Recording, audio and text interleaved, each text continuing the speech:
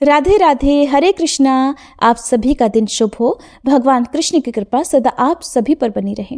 इससे पहले की कथा सुनने के लिए और कमेंट्स करने के लिए आप सभी का बहुत बहुत धन्यवाद। आज दिनांक है 15 जनवरी बुधवार और आज माघ मास का दूसरा दिन है। आज पुष्य नक्षत्र सुबह 10:28 तक रहेगा और बाद में आश्लेषा नक्षत्र प्रारंभ हो जाएगा। इसके अलावा आज प्रीति योग और आयुष्मान योग का शुभ संयोग भी बन रहा है और ये सभी शुभ योग किसी भी धार्मिक कार्य को, किसी भी नए काम को शुरू करने के लिए बहुत ही पुण्य और लाभकारी माने जाते हैं। आज के महात्म्य का श्रवण कराने से पहले आपको सुनाते हैं एक ब्राह्मण भक्त की बहुत ही मार्मिक कथा। जैसे कि आपने इससे पहले की कथा में एक डाकू की कहानी सुनी थी कि कैसे एक पंडित जी ने भगवान कृष्ण और बलदेव जी के रूप माधुर्य का इस तरह से वर्णन किया था, अलौकिक छवि का वर्णन किया था कि जो डाकू था वो गया तो था उनके गहने लूटने, लेकिन खुद ही लूट कर आ गया था। अगर आपने इससे पहले की कहानी नहीं सुनी है तो आप जरूर सुन लीजिएगा। कृष्ण नगर के पास एक गांव में एक ब्राह्मण देवता रहते थे। वे पुरोहिती का काम करते थे। एक दिन यजमान के यहाँ पूजा कराकर घर लौटते समय उन्होंने रास्ते में देखा कि एक मालिन यानी साग बेचने वाली एक और बैठकर साग बेच रही है। भीड़ लगी हुई थी, कोई साग तुलवा रहा है तो कोई मोल भाव कर रहा है। पंडित जी रोज उसी रास्ते जाते और साग वाली को भी वहीं बैठा देखते। एक दिन किसी जान पहचान के आदमी को साग खरीदते देखकर पंडित जी भी जाकर वहीं खड़े हो गए। उन्होंने क्या देखा कि साग वाली के पास एक पत्थर का बाट है, उसी से वो 5 सेर वाले को 5 सेर और 1 सेर वाले को 1 सेर साग तौल रही है। एक ही बाट सब तौलों में समान काम देता है। देखकर पंडित जी को बड़ा आश्चर्य हुआ। फिर उन्होंने साग वाली से पूछा कि एक बात तो बताओ, तुम इस एक ही पत्थर के बाट से सबको साग तौलकर कैसे दे देती हो? कोई कम लेता है, कोई ज्यादा लेता है, क्या सबका वजन ठीक उतरता है? तब पंडित जी के परिचित व्यक्ति ने कहा, हाँ पंडित जी, ये बड़े अचरज की बात है। हम लोगों ने कई बार इससे लिए हुए साग को दूसरी जगह तौल कर आजमाया, लेकिन हर बार पूरा वजन उतरा, कभी कोई कमी नहीं दिखाई दी। पंडित जी ने कुछ रुककर साग वाली से कहा, बेटी, क्या ये पत्थर तुम मुझे दोगी? साग वाली बोली, नहीं बाबा जी, मैं ये पत्थर आपको नहीं दे सकती। मैंने तो बड़ी मुश्किल से इस पत्थर को प्राप्त किया है। अक्सर मेरे सेर बटखरे खो जाते तो घर जाने पर माँ और फिर बड़े भाई मुझे खूब मारते। 3 साल पहले की बात है, मेरे सेर बटखरे खो गए और फिर मैं अपने घर गई तो बड़े भाई ने मुझे मारा। मैं रोती रोती घाट पर आकर बैठ गई और मन ही मन भगवान को पुकारने लगी। इतने में ही मेरे पैर के पास ये पत्थर लगा। मैंने इसको उठाकर ठाकुर जी से कहा, महाराज, मैं तोलना नहीं जानती, आप ऐसी कृपा करें जिससे इसी से सारे तौल हो जाएं। बस तभी से मैं इसे अपने पास रखती हूँ। अब मुझे अलग अलग बटखरों की जरूरत ही नहीं होती, इसी से सारे काम निकल जाते हैं। जो जितना साग मांगता है मैं इसी बाट से तोल कर उन्हें साग दे देती हूँ। अब आप ही बताइए पंडित जी, ऐसे बटखरे को, ऐसे बाट को मैं आपको कैसे दे दूं? तब पंडित जी कहने लगे कि मैं तुम्हें इसके बदले में बहुत सारे रुपए दूंगा। साग वाली ने पूछा, कितने रुपए दोगे तुम? मुझे वृंदावन का खर्च दे दोगे?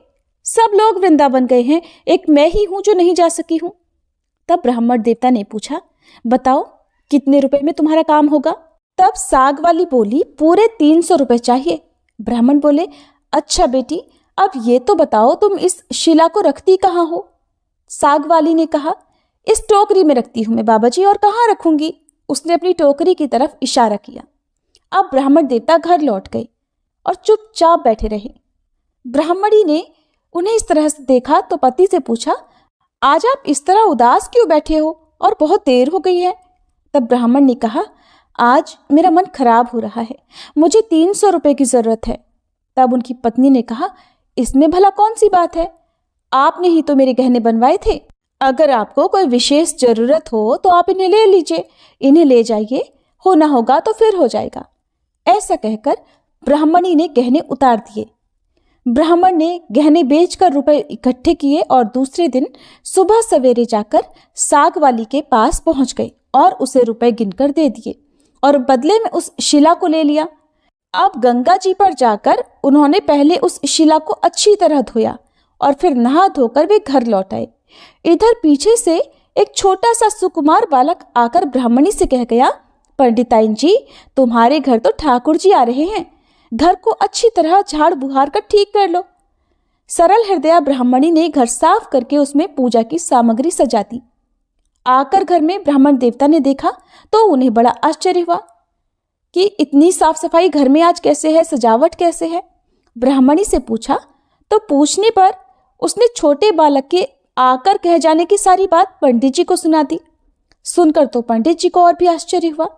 अब पंडित जी ने शिला को सिंहासन पर पधराकर उसकी पूजा की, फिर उसे ऊपर आले में पधरा दिया। अब रात को भगवान ने सपने में दर्शन देकर ब्राह्मण से कहा कि तू मुझे जल्दी लौटा, नहीं तो तेरा भला नहीं होगा, सर्वनाश हो जाएगा।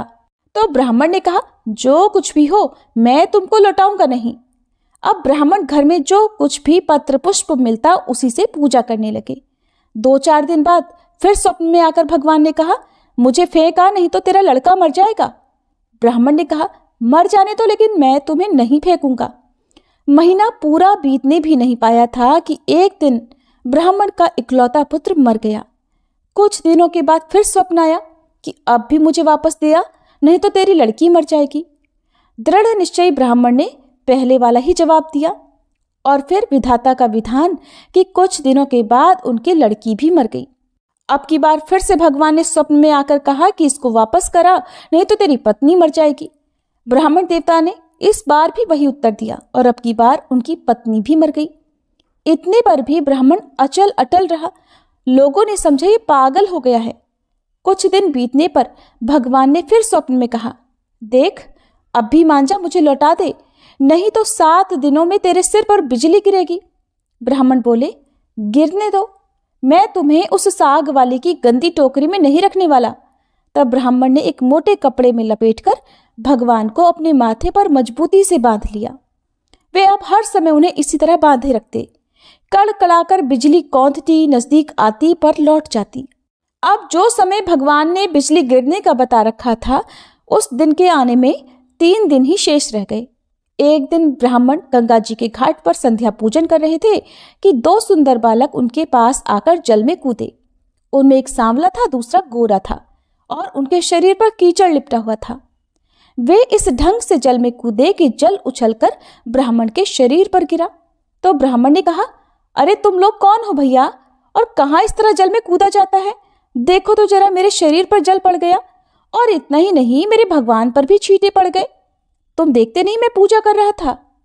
तो बच्चों ने कहा, ओहो, तुम्हारे भगवान पर भी छींटे लग गए, हमने देखा नहीं बाबा, तुम गुस्सा मत होना। पंडित जी ने कहा, नहीं भैया, मैं गुस्सा कहाँ होता हूँ। अच्छा बताओ तो सही, तुम किसके लड़के हो? ऐसा सुंदर रूप तो मैंने कभी नहीं देखा। कहाँ रहते हो भैया? आहा, कैसी अमृत घोली मीठी बोली है। तब बच्चों ने कहा कि बाबा, हम तो यहाँ रहते हैं। पंडित जी बोले, भैया क्या फिर कभी मैं तुम लोगों को देख सकूंगा? क्योंकि तुम्हारी छवि तो ऐसी है कि देखने से मन ही नहीं भर रहा। तो बच्चों ने कहा, क्यों नहीं बाबा, आप तो बस पुकारना, हम पुकारते ही तुरंत आ जाएंगे। पंडित जी के नाम पूछने पर हमारा तो कोई नाम ही नहीं है, जिसका जो मन होता है उसी नाम से वो हमें पुकार लेता है। सांवला लड़का ऐसा कहकर बोला। फिर कहने लगा, ये लो मुरली, जरूरत हो तब इसे बजाना, बजाते ही हम लोग आ जाएंगे। दूसरे गोरे लड़के ने एक फूल देकर पंडित जी से कहा, बाबा इस फूल को अपने पास रखना, तुम्हारा मंगल होगा। फिर वे जब तक वहां से चले नहीं गए, ब्राह्मण टुकटुकी लगाए उनकी ओर आंख लगाए देखते रहे। फिर मन ही मन सोचने लगे, आहा, कितने सुंदर है दोनों, पता नहीं फिर कभी इनके दर्शन भी होंगे। ब्राह्मण ने फूल देखकर सोचा, फूल तो बहुत बढ़िया है, कैसी मनोहर गंध आ रही है, पर मैं इसका क्या करूंगा और रखूंगा भी कहाँ? इससे तो अच्छा है राजा को ही दे आऊं, नई चीज है, वो राजी होगा। ऐसा सोचकर पंडित जी ने जाकर उस फूल को राजा को दे दिया। राजा बड़े प्रसन्न हुए। उन्होंने उस फूल को महल में ले जाकर बड़ी रानी को दिया। इतने में ही छोटी रानी ने आकर कहा कि मुझे भी एक ऐसा ही फूल मंगवा दो, नहीं तो मैं डूब मरूंगी। अब राजा दरबार में आए और सिपाहियों को उसी समय पंडित जी को खोजने भेजा। सिपाहियों ने ढूंढते ढूंढते जाकर देखा कि ब्राह्मण देवता सिर पर सिला बांधे पेड़ की छाया में बैठे कुछ गुनगुना रहे हैं। वे उनको राजा के पास लिवा लाए। राजा ने कहा, महाराज, जैसा आपने फूल दिया था ठीक वैसा ही एक और फूल मुझे चाहिए। पंडित जी बोले, राजन, मेरे पास तो वो एक ही फूल था, पर देखिए प्रयास करता हूँ, शायद दूसरा फूल भी मिल जाए। अब ब्राह्मण देवता उन बालकों की खोज में निकल पड़े। अचानक उन्हें मुरली वाली बात याद आ गई। उन्होंने मुरली बजाई। ठीक उसी क्षण गौर श्याम जोड़ी प्रकट हो गई। ब्राह्मण देवता रूप माधुरी के पान में मतवाले हो गए। कुछ देर बाद जब उन्हें होश आया तो उन्होंने कहा, भैया, वैसा एक फूल और मुझे चाहिए। मैंने तुम्हारा दिया हुआ फूल राजा को दे दिया था। राजा ने मुझसे वैसा ही एक और फूल मांगा है।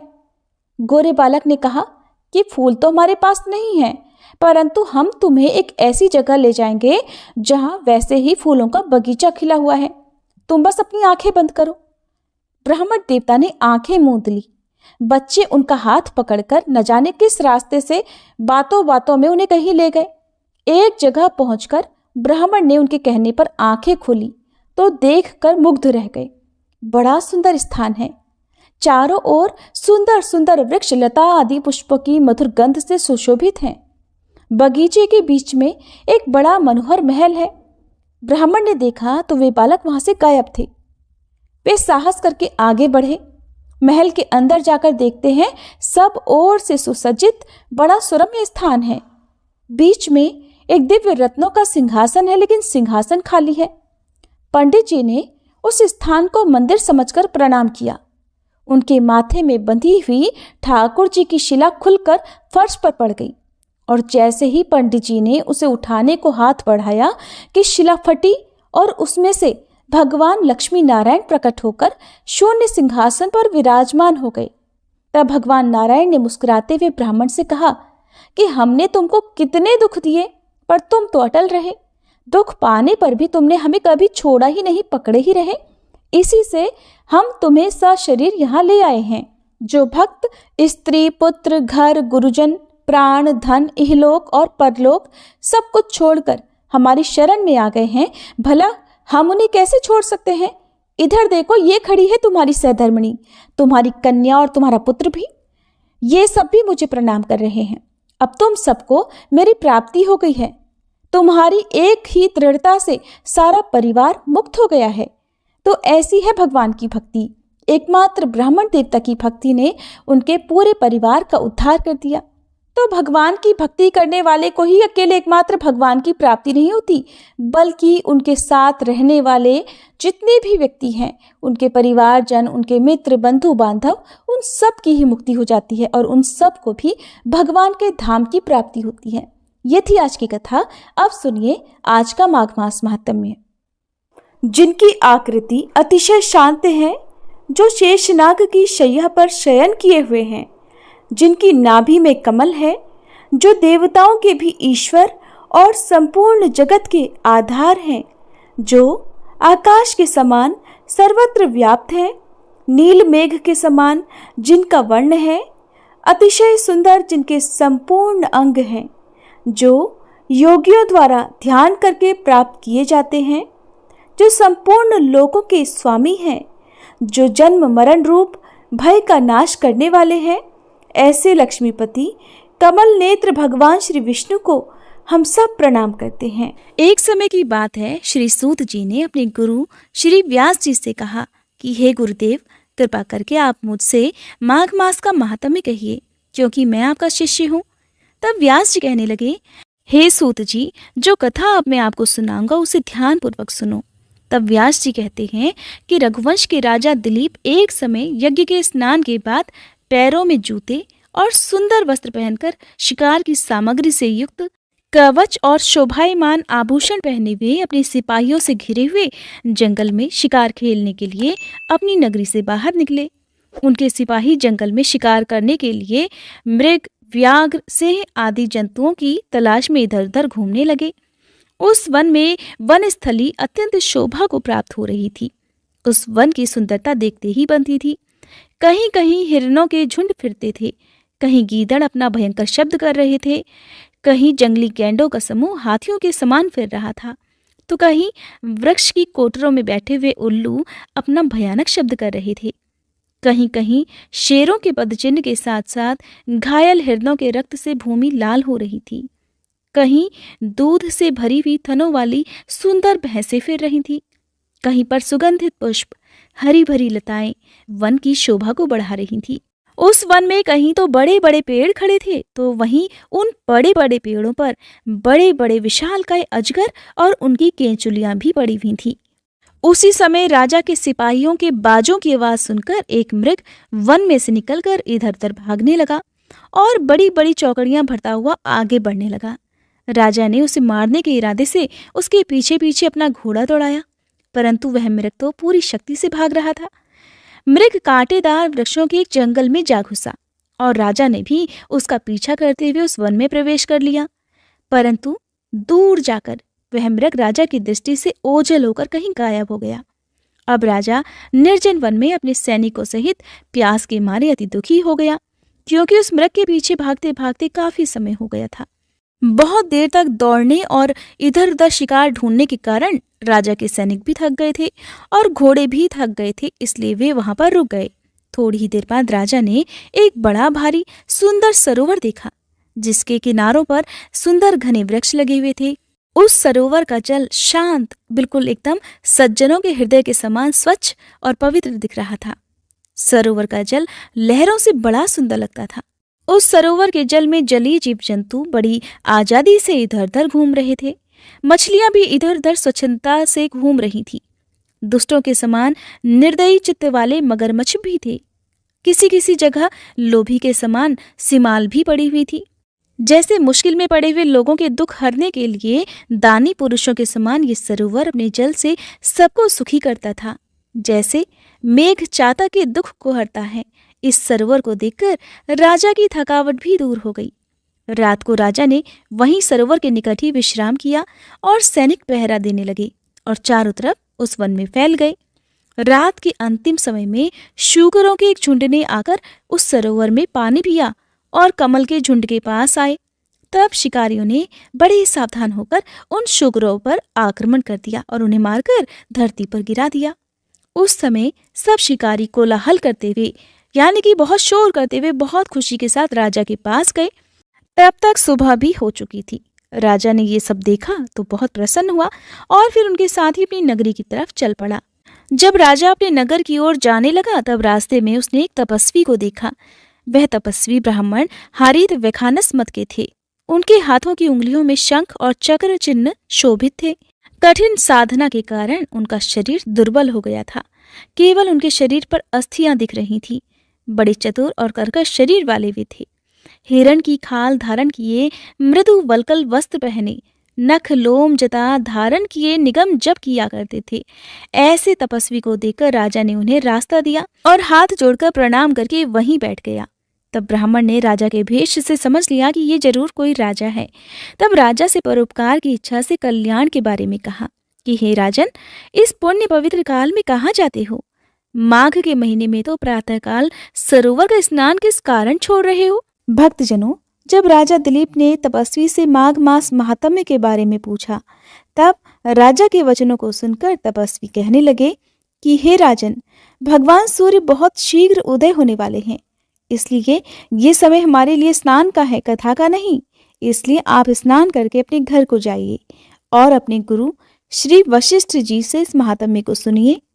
इतना कहकर तपस्वी सरोवर में स्नान करने के लिए चले गए और राजा भी विधि पूर्वक सरोवर में स्नान करके अपने राज्य को वापस लौटा और अपनी रानी को तपस्वी के बारे में सब कुछ बता दिया।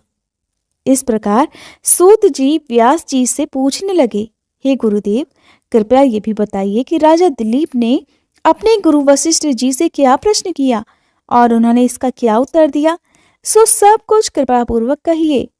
तब व्यास जी कहने लगे, हे सूत जी, राजा दिलीप ने रात को सुख से सोकर प्रातः समय ही अपने गुरु वशिष्ठ जी के पास जाकर उनके चरणों को छूकर उन्हें प्रणाम करके तपस्वी के बताए हुए प्रश्नों को बड़ी विनम्रता से पूछा कि हे गुरु जी, आपने आचार, दंड, नीति, राज्य, धर्म तथा चारों वर्णों के चारों आश्रमों की क्रियाओं, दान और उनके विधान, यज्ञ और उनकी विधियां, व्रत, उनकी प्रतिष्ठा, तथा भगवान विष्णु की आराधना अनेक प्रकार से तथा विस्तार पूर्वक मुझको बतलाई। अब आपसे माघ मास के स्नान के महात्म्य को भी सुनना चाहता हूँ। सो हे तपोधन, नियम पूर्वक कृपया इसकी विधि समझाइए। तब गुरु वशिष्ठ जी कहने लगे कि हे राजन, तुमने दोनों लोकों के कल्याणकारी, वनवासी तथा गृहस्थियों के अंतःकरण को पवित्र करने वाले माघ मास के स्नान का बहुत ही सुंदर प्रश्न पूछा है। हे राजन, मैं तुम्हें माघ स्नान का फल सुनाता हूँ, ध्यान पूर्वक सुनो। जो लोग होम, यज्ञ तथा इष्ट पूर्त कर्मों के बिना ही उत्तम गति प्राप्त करना चाहते हो, वे माघ में प्रातःकाल बाहर के जल में स्नान करें।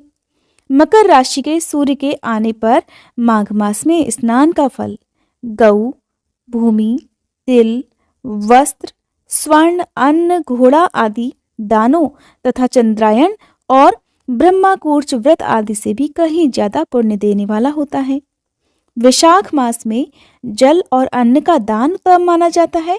कार्तिक मास में तपस्या और पूजा की प्रधानता है और माघ मास में जप, होम और दान, ये तीनों ही बातें विशेष होती हैं।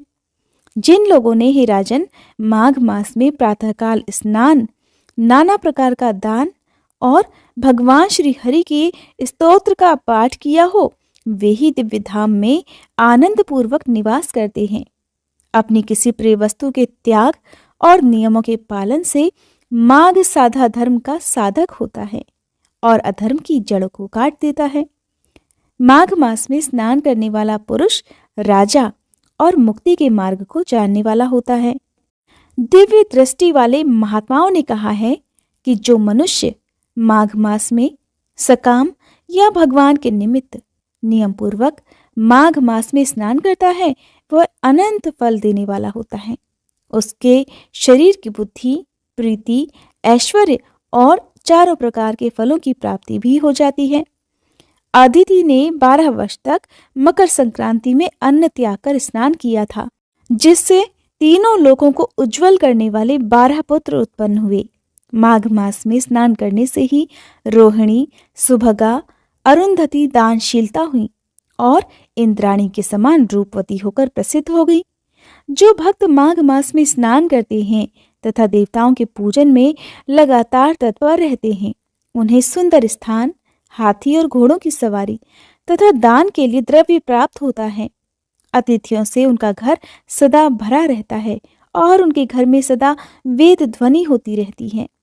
वह मनुष्य धन्य है जो माघ मास में स्नान करते हैं, दान देते हैं तथा व्रत और नियमों का पालन करते हैं। अन्य पुण्यों से स्वर्ग में गए हुए मनुष्य पुण्य समाप्त होने पर वहां से लौट आते हैं, किंतु माघ स्नान करने वाले मनुष्य कभी वहां से लौटकर नहीं आते। अर्थात यहाँ पर कहने का तात्पर्य है कि मृत्यु के पश्चात बार बार उन्हें जीवन मरण के बंधन में नहीं बंधना पड़ता। इससे बढ़कर कोई नियम, तप, दान, पवित्र और पाप नाशक नहीं है। इससे बढ़कर कोई तप और इससे बढ़कर कोई महत्वपूर्ण साधन नहीं है। यही परम हितकारक और तत्काल पापों का नाश करने वाला है।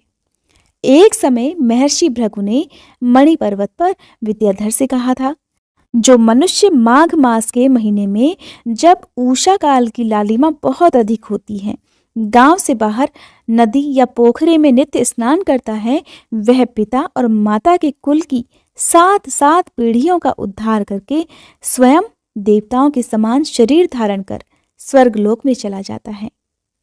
ये सब सुनकर राजा दिलीप ने पूछा, हे गुरुजी, कृपया बताइए कि ब्रह्म ऋषि भृगु जी ने किस समय मणि पर्वत पर विद्याधर को धर्मोपदेश किया था?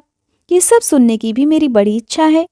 इस पर गुरु जी बोले, हे राजन, प्राचीन काल में एक समय 12 वर्षों तक वर्षा नहीं हुई।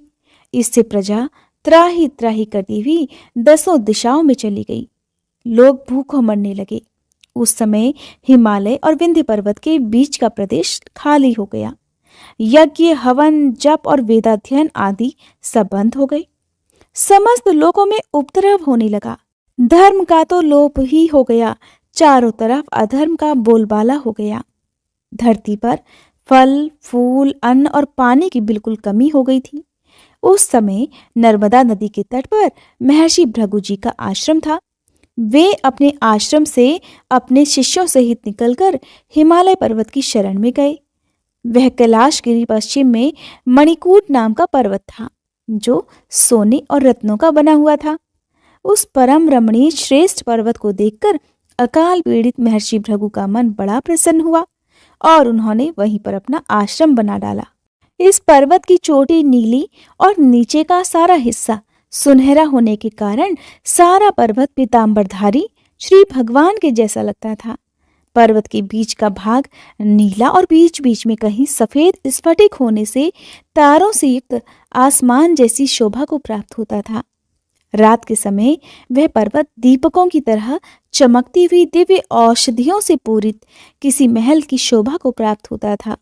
वह पर्वत शिखाओं पर बांसुरी बजाती और सुंदर गीत गाती किन्नरियों तथा केले के पत्तों की पताकाओं से अत्यंत शोभा को प्राप्त हो रहा था।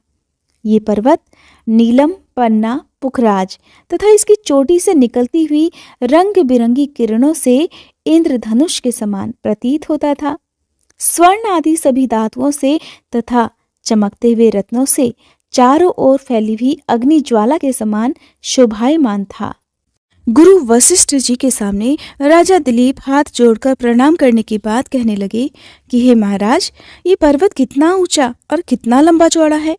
तब वशिष्ठ जी कहने लगे, हे राजन, ये 36 योजन अर्थात 1 योजन 4 कोस का होता है राजन। ऊंचा पहाड़ चोटी में 10 योजन चौड़ा और नीचे 16 योजन चौड़ा है, जो हरी, चंदन, आम, मदार, देवदार और अर्जुन के वृक्षों से सुशोभित हो रहा है। जब धरती पर अकाल पड़ा तब अकाल से दुखी होकर इस पर्वत को और फल फूलों से परिपूर्ण देखकर भृगु ऋषि वहीं रहने लगे और यहाँ पर कंदराओं, वनों और उपवनों में बहुत दिन तक रहकर तपस्या भी करते रहे। इस प्रकार जब भृगु ऋषि वहां पर अपने आश्रम में रह रहे थे तब एक विद्याधर अपनी पत्नी सहित उतरा। वे अत्यंत दुखी थे।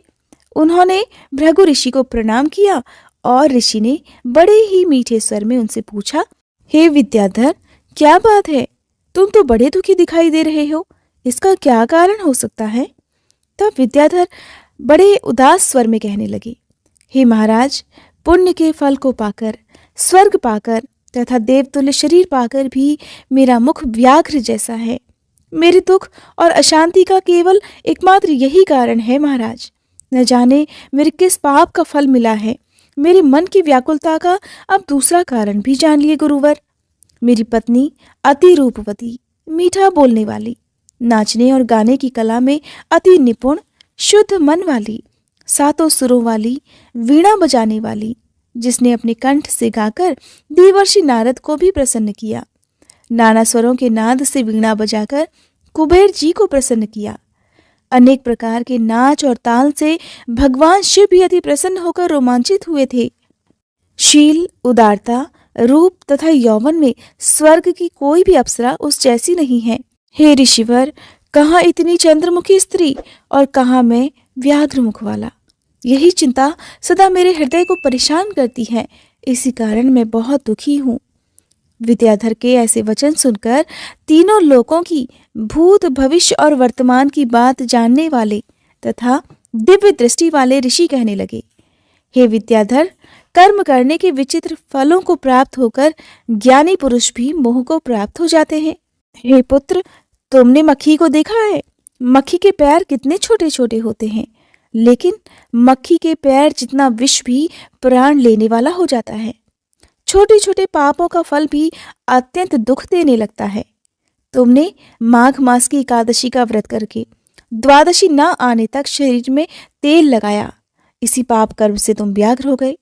एकादशी के दिन उपवास करके द्वादशी तिथि को तेल लगाने से राजा पुरुरवा ने भी कुरूप शरीर पाया था। तब वह अपने कुरूप शरीर को देखकर दुखी होकर हिमालय पर्वत पर देव सरोवर के किनारे गया।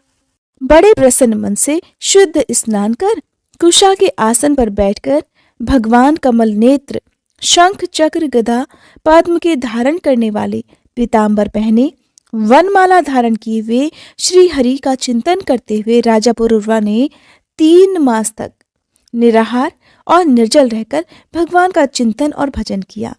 इस प्रकार 7 जन्मों में प्रसन्न होने वाले भगवान राजा के 3 महीने की तपस्या से ही अति प्रसन्न हो गए और माघ मास के शुक्ल पक्ष की एकादशी को प्रसन्न होकर भगवान ने अपने शंख के जल से राजा को पवित्र कर दिया। भगवान ने उसके तेल लगाने की बात याद दिलाकर सुंदर देवताओं का स्वरूप उसे दे दिया, जिसे देखकर उर्वशी भी उसको चाहने लगी और राजा कृतकृत्य होकर अर्थात धन्य होकर अपनी नगरी पुरी को चला गया। भृगु ऋषि इस प्रकार कहने लगे कि हे विद्याधर, इसलिए तुम क्यों दुखी होते हो? यदि अपना ये राक्षसी रूप छोड़ना ही चाहते हो तो फिर मेरा कहना मानकर जल्दी ही पापों को नष्ट करने वाली हेमकूट नदी में माघ स्नान करो, जहां पर ऋषि सिद्ध देवता निवास करते हैं। अब मैं इसकी विधि बतलाता हूँ, ध्यान पूर्वक सुनो। तुम्हारे भाग्य से माघ मास आज से ठीक 5वें दिन ही प्रारंभ होने वाला है। पौष मास के शुक्ल पक्ष की एकादशी से इस व्रत को प्रारंभ करो। धरती पर सोना, जितेंद्रिय रहकर दिन में 3 समय स्नान करके महीने भर तक निराहार रहो। सभी भोगों को त्याग कर तीनों समय भगवान श्री हरि का पूजन भजन करो। जब तुम द्वादशी तिथि को शिवजी स्तोत्र और मंत्रों से पूजन करोगे, श्री हरि की चालीसा का पाठ करोगे, तब तुम्हारा मुंह देखकर सभी आश्चर्यचकित हो जाएंगे और तुम फिर अपनी पत्नी के साथ सुखपूर्वक रह पाओगे। माघ मास के प्रभाव को जानकर सदा माघ में स्नान करो। पाप दरिद्रता से बचने के लिए मनुष्य को सदा यत्नपूर्वक माघ मास का स्नान करना चाहिए। स्नान करने वाला इस लोक तथा परलोक में सदा सुख पाता है। गुरु वशिष्ठ जी कहते हैं कि हे राजा दिलीप, भृगु जी के यह वचन सुनकर वह विद्याधर अपनी पत्नी सहित उसी स्थान पर पर्वत के झरने में माघ का स्नान करता रहा और उसके प्रभाव से उसका मुख देव सदृश हो गया और वह फिर मणिग्रीव पर्वत पर ही आनंद से रहने लगा। भृगु जी भी नियम की समाप्ति पर अपने शिष्यों सहित ईवा नदी के तट पर आ गए और वहीं पर उन्होंने माघ मास का स्नान किया। हरे कृष्णा। आज के अध्याय में बस इतना ही। इसके आगे का वृतांत आप सभी अगली कथा में जरूर सुनिएगा।